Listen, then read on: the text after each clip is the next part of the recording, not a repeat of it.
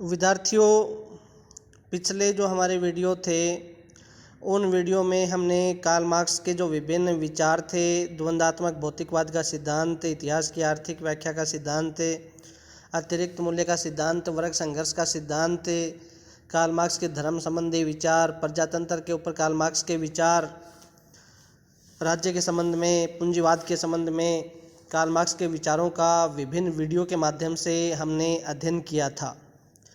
इसी क्रम में आज का ये जो हमारा वीडियो है, इस वीडियो में हम कार्ल मार्क्स का क्या महत्व है, क्या उनकी देन समाज को रही है, विश्व को रही है, इन बिंदुओं के ऊपर आज के हमारे इस वीडियो में हम डिस्कस करेंगे।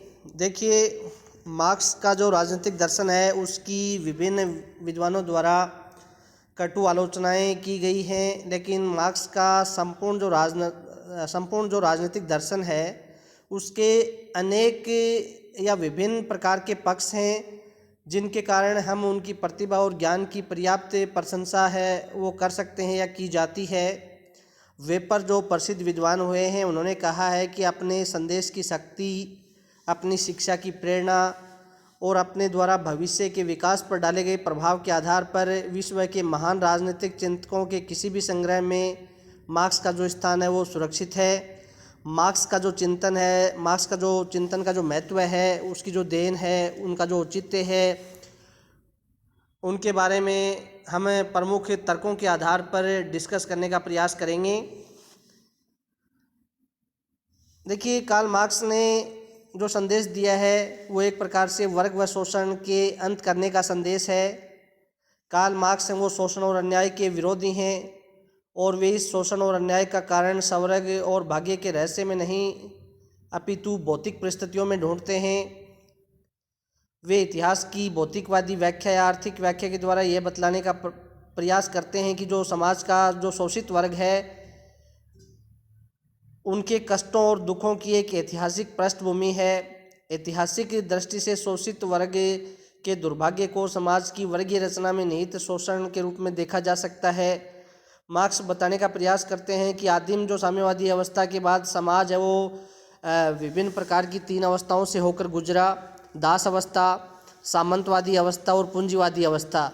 और इन तीनों ही अवस्थाओं में समाज में शोषण व अन्याय की जो वर्गीय पृष्ठभूमि है उनको स्पष्ट करने का प्रयास कार्ल मार्क्स ने किया है। उनका मानना है कि इनमें से प्रत्येक समाज का 2 परस्पर हितों वाले आर्थिक वर्ग, एक शोषक वर्ग होता है, दूसरा शोषित वर्ग होता है। शोषक वर्ग वह वर्ग है जिसका उत्पादन और वितरण के साधनों पर और पूंजी के ऊपर संपूर्ण नियंत्रण है।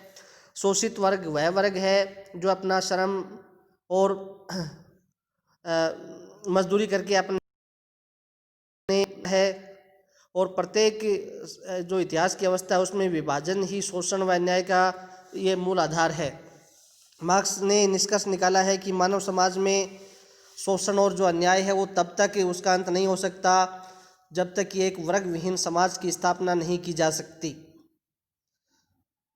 वे समाज की एक ऐसी अवस्था को साम्यवादी अवस्था कहते हैं जो एक प्रकार से वर्ग विहीन, राज्य विहीन अवस्था होगी।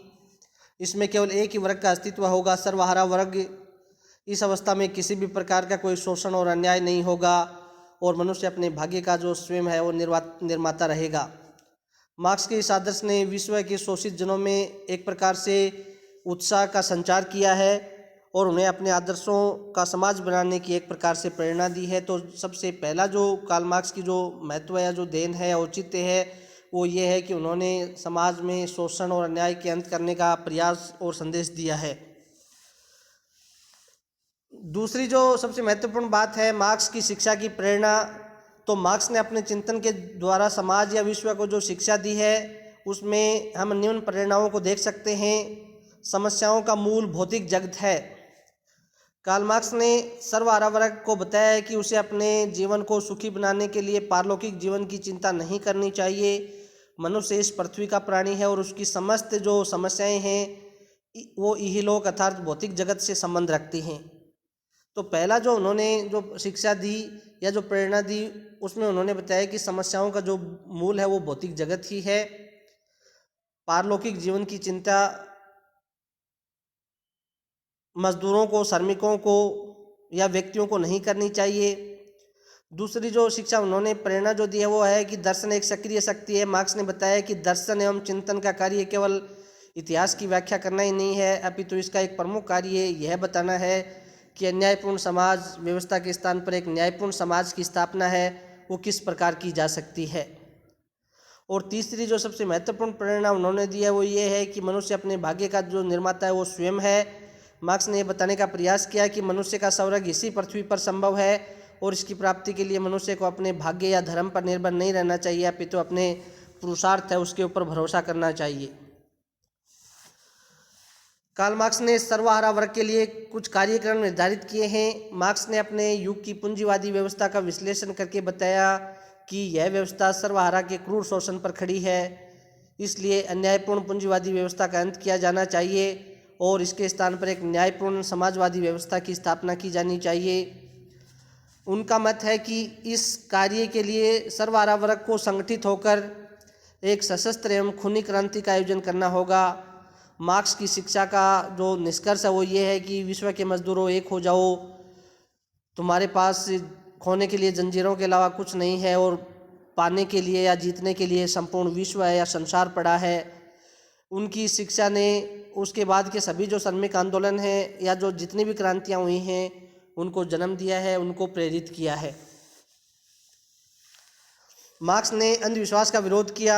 सबसे पहले उन्होंने धर्म संबंधी अंधविश्वास का विरोध किया।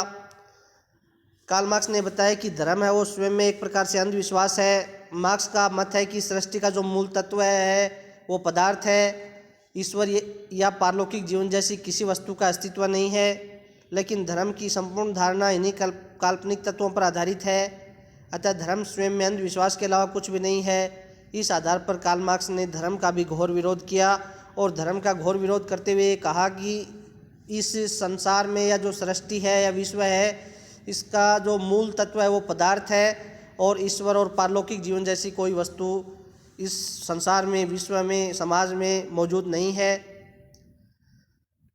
अगली जो सबसे महत्वपूर्ण बात है वो ये है कि धर्म विभिन्न अंधविश्वासों को जन्म देता है। कार्ल मार्क्स ने ये बताने का प्रयास किया कि अतीत में जो धर्म है उसने विभिन्न प्रकार के अंधविश्वासों को जन्म देकर समाज के विकास में एक प्रकार से गंभीर बाधा डाली है और धर्म ने राजपद को देवी बताकर राजाओं के अत्याचार का सैद्धांतिक समर्थन किया है। इसने व्यक्ति को भाग्यवादी बनाकर सामाजिक अन्याय को शांत भाव से सहन करने की प्रेरणा दी है और वैज्ञानिक सत्यों के प्रसार में बाधा डाली है। इसलिए मार्क्स है वो अंधविश्वासों के जनक के रूप में धर्म का विरोध करता है। नैतिकता संबंधी मार्क्स ने विरोध किया है। मार्क्स से पूर्व शाश्वत नैतिकता का सिद्धांत प्रचलित था और जिसका आधार ईश्वरवादी दर्शन था। यह माना जाता था कि नैतिकता तथा इस पर आधारित जीवन मूल्य, परंपराएं तथा सामाजिक व राजनीतिक संस्थाएं शाश्वत व स्थायी हैं और इनमें किसी भी प्रकार का कोई परिवर्तन है वो नहीं किया जा सकता और न ही इस प्रकार का परिवर्तन करना संभव या उचित था। मार्क्स ने शाश्वत नैतिकता को असत्य बताते हुए, इसका खंडन करते हुए इसको एक प्रकार से अंधविश्वास माना और इसका घोर विरोध किया।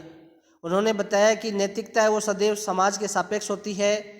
जब किसी समाज की भौतिक परिस्थितियां बदलती हैं तो उसकी जो नैतिकता है और जो मूल्य हैं उनमें भी बदलाव आता है। और उन्होंने शाश्वत नैतिकता के सिद्धांत को बुजुर्गा वर्ग का सिद्धांत बताया और सर्वहारा वर्ग के लिए समाजवादी नैतिकता का जो सिद्धांत है वो प्रस्तुत किया। कार्ल मार्क्स की समाजवाद के क्षेत्र में भी महत्वपूर्ण देन है। कार्ल मार्क्स से पूर्व समाजवादी जो विचारधारा थी वो एक प्रकार से काल्पनिक थी, आदर्शवादी थी। मार्क्स ने जो समाजवादी दर्शन है वो एक वैज्ञानिकता उसको प्रदान की, क्रमबद्धता और एक सुव्यवस्थित जो दिशा है वो उसको प्रदान की। उसने सर्वप्रथम वैज्ञानिक समाजवाद की धारणा को प्रस्तुत किया। इसके संबंध में प्रमुख जो विद्वान हैं जॉर्ज कैटलिन, उन्होंने लिखा है कि मार्क्स का जो संपूर्ण दर्शन है वो बहुत क्रमबद्ध है, व्यवस्थित है। लुईस वासरमैन का कहना है कि मार्क्स ने समाजवाद को एक षड्यंत्र के रूप में पाया और एक आंदोलन के रूप में उसको खड़ा किया। उसने समाजवाद को एक दर्शन दिया, एक दिशा दी, एक गति प्रदान की। मार्क्स के वैज्ञानिक समाजवाद के दो प्रमुख आधार हैं। पहला है द्वंद्वात्मक भौतिकवाद का सिद्धांत और दूसरी जो सबसे महत्वपूर्ण बात है वो है इतिहास की भौतिकवादी या आर्थिक व्याख्या का सिद्धांत। समाजवादी विचारधारा के इतिहास में मार्क्स का अत्यंत महत्वपूर्ण स्थान है। मैक्सी एक प्रसिद्ध विद्वान है, उन्होंने कहा है कि मार्क्स के समय से समस्त जो समाजवादी विचारधारा है वो मार्क्सवादी अथवा मार्क्स विरोधी अथवा अर्ध मार्क्सवादी है। मार्क्स का इतिहास दर्शन को भी बड़ा योगदान है। मार्क्स ने इतिहास को मानव विकास की एक सतत प्रक्रिया या धारा माना और इतिहास में होने वाले परिवर्तनों का कारण आर्थिक परिस्थितियों को बतलाया। उसके इतिहास संबंधी दर्शन को इतिहास की भौतिकवादी व्याख्या कहा जाता है। मार्क्स का कहना है कि इतिहास की जो भौतिकवादी अवधारणा है वो इस सिद्धांत से प्रारंभ होती है कि उत्पादन तथा उसके वितरण की प्रणाली ही किसी भी समाज व्यवस्था का आधार होती है। इस अवधारणा के अनुसार सभी सामाजिक परिवर्तनों तथा राजनीतिक क्रांतियों के मूल कारण दर्शन में नहीं पाए जाते अपितु उस युग के अर्थशास्त्र में पाए जाते हैं। मार्क्स के इतिहास दर्शन का निष्कर्ष है कि समाज की कोई भी अवस्था शाश्वत व चिरस्थायी नहीं है। जब किसी समाज में उत्पादन के उपादान यानी साधन व तकनीकों में परिवर्तन आ जाता है तो उस समाज का जो परंपरागत संगठन है उसमें भी परिवर्तन आता है। मार्क्स ने इतिहास की भौतिकवादी व्याख्या द्वारा अतीत की सामाजिक अवस्थाओं का विवरण तो प्रस्तुत किया ही है और उसके भविष्य के सामाजिक विकास की जो दिशा है वो भी बतलाने का प्रयास किया है। औद्योगिक समाज और जो पूंजीवाद है उसके संबंध में भी कार्ल मार्क्स का बड़ा योगदान है। मार्क्स ने अपने युग के जो औद्योगिक समाज है उनका गंभीर अध्ययन किया। उसने सामाजिक व आर्थिक जीवन पर औद्योगिकरण के प्रभाव को स्पष्ट किया। वह पहला अर्थशास्त्री था जिसने व्यापार चक्र, अति उत्पादन और बेरोजगारी के आंतरिक संबंध हैं उनको स्पष्ट करने का प्रयास किया। उसने एक स्थान पर उद्योगों के केंद्रीयकरण से उत्पन्न जो सामाजिक प्रभाव हैं उनका विस्तृत विवरण प्रस्तुत किया। इसके अलावा उसने यह सर्वप्रथम बताने का प्रयास किया कि औद्योगिक क्रांति के परिणाम स्वरूप साम्राज्यवाद, विश्व युद्धों तथा श्रमिकों के अंतर्राष्ट्रीय संगठनों का जन्म होगा। मार्क्स द्वारा भविष्य पर भी प्रभाव डाला गया। सभी विद्वान एक मत होकर इस बात को स्वीकार करते हैं कि मार्क्स ने अपने बाद के मानव समाज को अत्यधिक प्रभावित किया है और यह कहा जा सकता है कि संपूर्ण जो मानव इतिहास में ऐसा कोई विचारक नहीं हुआ जिसने विश्व की जनसंख्या के एक बहुत बड़े भाग और विश्व के प्रत्येक महाद्वीप को इतना अधिक प्रभावित किया हो जितना कि कार्ल मार्क्स ने किया हो। कार्ल मार्क्स के चिंतन का एक ऐसा नया दृष्टिकोण दिया है। कार्ल मार्क्स ने चिंतन को एक ऐसा नया दृष्टिकोण दिया है जिसने समस्त समाज विज्ञानों के साथ ही कला व संस्कृति के मूल्यों पर अपनी छाप स्थापित की है। उन्होंने सामाजिक संगठन तथा राज्य व्यवस्था को नए आधार दिए हैं। समाजवादी चिंतन पर तो मार्क्स का अत्यधिक प्रभाव पड़ा ही है। उसने पूंजीवादी व्यवस्था को भी अत्यधिक प्रभावित किया है। सर्वप्रथम विश्व स्तर पर उसके प्रभाव को गंभीरता के साथ तब लिया गया जब उन्होंने 1917 ईस्वी में रूस में समाजवादी क्रांति हुई। द्वितीय विश्व युद्ध के बाद विश्व के अनेक देशों में समाजवादी राज्य व्यवस्था की स्थापना हुई और विश्व के एक बड़े भाग में साम्यवादी आंदोलन चले। प्रारंभ से ही पूंजीवादी व्यवस्था ने मार्क्सवादी चिंतन का तीव्र विरोध किया और समाजवादी राज्यों के विरुद्ध अंतर्राष्ट्रीय गुटबंदी की। इसके साथ ही पूंजीवादी व्यवस्था ने अपने स्वरूप में भी ऐसे महत्वपूर्ण परिवर्तन किए जो श्रमिक क्रांति की संभावनाओं को सीमित करने वाले थे। अर्थात पूंजीवाद ने श्रमिक कल्याण की योजनाएं स्वीकारी और लोक कल्याणकारी राज्य के सिद्धांत को मान्यता प्रदान की। निष्कर्ष के तौर पर हम ये कह सकते हैं कि यद्यपि वर्तमान काल में सोवियत संघ और जो पूर्वी यूरोप में समाजवादी राज्य व्यवस्था है उसका अंत हो गया है, लेकिन अब भी विश्व के बड़े भाग में समाजवादी राज्य व्यवस्था है वो मौजूद है। इसके अलावा एशिया, अफ्रीका और लैटिन अमेरिका महाद्वीपों के अनेक विकासशील व अविकसित जो समाज हैं में एक ऐसा शिक्षित व प्रभावशाली वर्ग मौजूद है जो अपने समाजों में व्याप्त गरीबी, शोषण, श्रमिक असंतोष, बेरोजगारी, सामाजिक विघटन इस प्रकार की गंभीर समस्याओं का हल मार्क्सवादी चिंतन में ढूंढने का प्रयास करता है।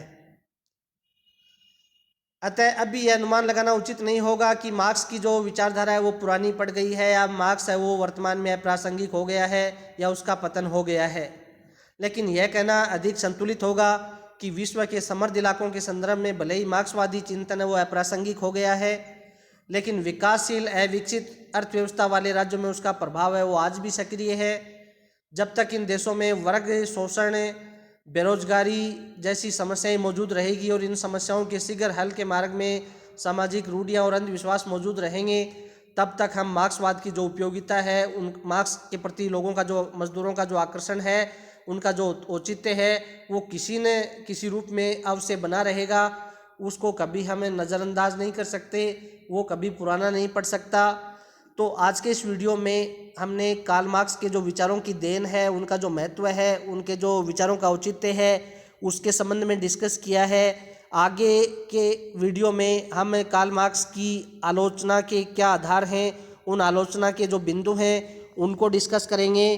धन्यवाद।